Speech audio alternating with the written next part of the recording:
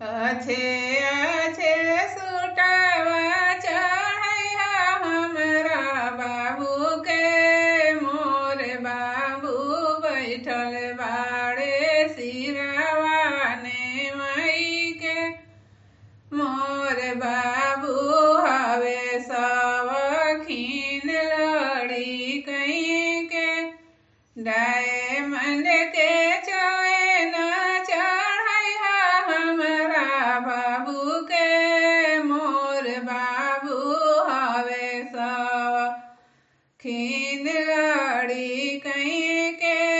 मोर बाबू बैठल बाड़े सिरवा ने मई के मोर बाबू बैठल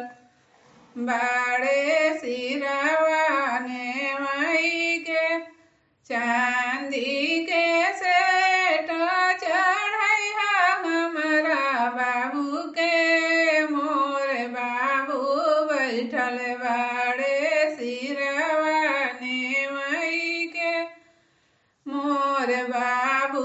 बैठल बाड़े सिरवा ने मई के फोर व्हीलर गाड़िया चढ़ैया हमरा बाबू के मोर बाबू हवे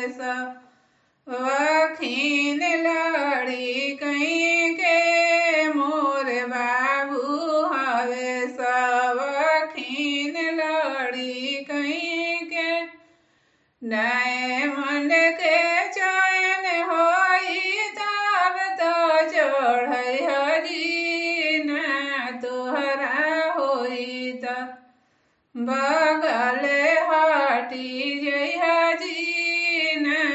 तोहरा होई त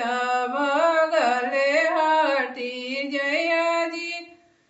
चांदी के सेट होई तब तो चढ़ैया जी ना तोहरा होई त बगल हटी जइहा जी ना तोहरा होई त बगल हटी जइहा जी सोना के अंगूठी होई तब तो चढ़ैया जी ना तोहरा होई त बगल हटी जइहा जी ना तोहरा होई त बगल हटी जइहा जी